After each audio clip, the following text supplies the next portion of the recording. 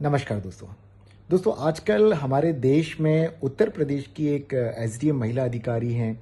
उनके पारिवारिक विवाद बड़ी चर्चा में बने हुए हैं। और देखिए स्टोरी इतने दिनों में सभी जान चुके कि क्या रही। बस संक्षेप में आपको बता देता हूँ कि दोनों का विवाह हुआ।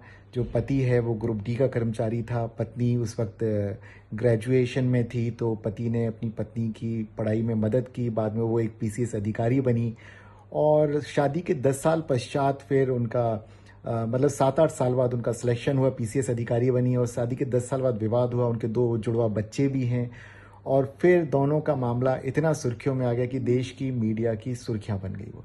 अब ये सब क्यों हुआ? हम इन मुद्दों पे बातचीत नहीं करने वाले। ये उनका पारिवारिक व्यक्तिगत मामला है, वो जाने। हम बात करते हैं इससे हमें सबक क्या मिलते हैं। तो देखिए नंबर 1, अगर कभी भी आपके इस तरह की कोई भी पारिवारिक विवाद है तो सबसे पहला तो यह है कि आपस में आप बैठ करके सुलझाएं शांतिपूर्ण तरीके से। और अगर कोई मीडिया में जाता है, अगर पुलिस में जाता है, तो आखिर इस तरह की स्थितियां क्यों बनती हैं? क्यों? क्योंकि आप लोग आपस में बैठ के बातचीत नहीं करते हैं। और जब आपस में बातचीत नहीं करते हैं, तीसरे लोग घुस जाते हैं, तो उसमें गलतफहमियां पैदा होती हैं। गलतफहमियां बढ़ जाती तो दूरियां बढ़ती चली जाती हैं और विवाद बढ़ जाता है। तो देखिए यहाँ पर बहुत जरूरी है कि आपस में बैठ के बातचीत की जाए ताकि तीसरे व्यक्तियों की आवश्यकता ना हो, ना ही अपने विवादों को आप पुलिस तक या मीडिया तक लेकर के जाएं। और जहां तक मीडिया की बात है तो जो मुझे पता चला वो ये था कि आपस में दोनों ने बातचीत बंद कर दी थी और वो उसके विरुद्ध एफआईआर हो गई आलोक के विरुद्ध। तो वो चला गया मीडिया में, उन सारे प्रूफ्स जो उसके पास थे। ये मेरा मानना है कि इन बातों को भी किसी मध्यस्थ को ढूंढ करके उन्हें निपटाना चाहिए था। तो ये ज्यादा अच्छा तरीका है।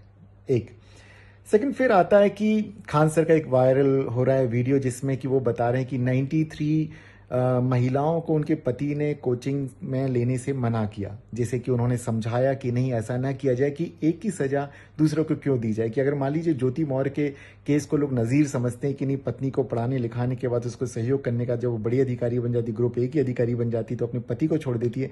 तो ऐसी धारणा नहीं बनाइए। दुनिया में इस तरह के और भारत में इस तरह के बड़े सारे किस्से हैं कि जिस तरह से एक सफल व्यक्ति, एक पुरुष के पीछे एक सफल महिला का हाथ होता है, तो उसी प्रकार से एक सफल महिला के पीछे भी एक पुरुष का हाथ होता है। इस बात को समझिए। और महिलाएं धीरे धीरे इस बात को जानती हैं। जो समझदार महिलाएं वो इन बातों को लेकर विवाद नहीं बनाती हैं। और समस्या तब आ जाती है कि अगर उनका एक स्टेटस मिल जाता है, जिसके बाद वो इस तरह की बातें सोचती हैं कि नहीं, अब हमारा एक स्टेटस है और हमें हमारे पति के साथ अब नहीं रहना है, और इसमें भूमिका निभा देते हैं बहुत हद तक पत्नी के रिश्तेदार, उनके भाई बहन, माता पिता या उनके दोस्त।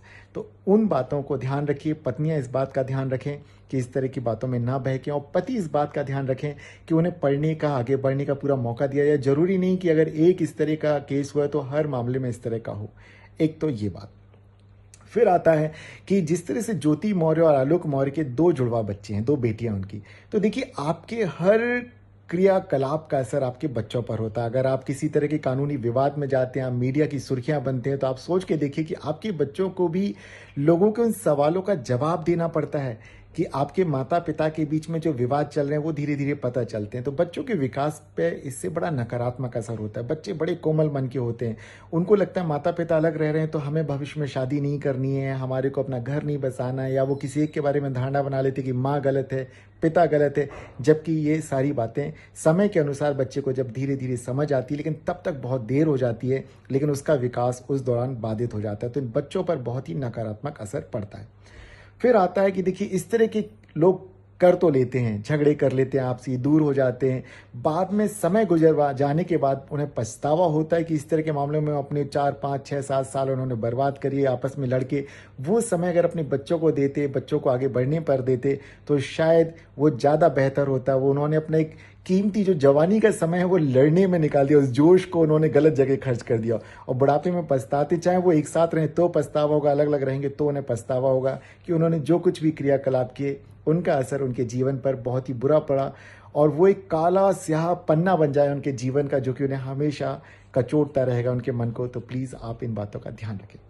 फिर आता है आखिर ये गलतफहमियां बनती क्यों हैं। तो देखिए अपने पार्टनर से आप कभी भी कोई भी बात छुपाएं ना। छोटी बात हो, बड़ी बात हो, उसके साथ अवश्य डिस्कस करें, उसको अपने भरोसे में लें।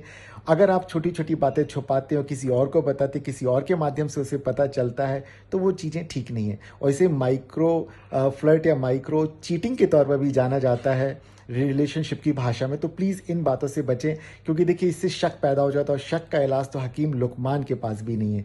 यदि आप इन सारी बातों का ध्यान रखते हैं तो आपकी रिलेशनशिप बहुत अच्छी बनेगी। तो हमें हमारे सामने जो कुछ भी बातें आती हैं उनसे हमें सबक लेने चाहिए कि आपका जीवन में इस तरह की घटनाएं ना हो, क्योंकि हम सब दो चार होते हैं छोटी मोटी बातों से। घर में पति पत्नी के बीच में इस तरह की छोटी मोटी विवाद होते रहते हैं, और अगर आप उन्हें रिजॉल्व नहीं करते शांतिपूर्ण तरीके से तो बड़े विवाद बन जाते, वही तलाक के बाद में कारण बन जाते हैं। तो चाहे रिश्तेदार हों, चाहे दोस्त हों या पति पत्नी हो, सभी इन बातों का ध्यान रखेंगे तो उनके रिश्ते बेहतर तरीके से चलेंगे। तो दोस्तों फिर मिलते हैं किसी और दिन, एक नए विषय पर हम बात करते हैं, ताकि हम हमारे बीच में जो तनाव पनपते हैं हम उन्हें दूर कर सकें, सच्ची घटनाओं को लेकर के हम बातचीत कर सकें। नमस्कार दोस्तों।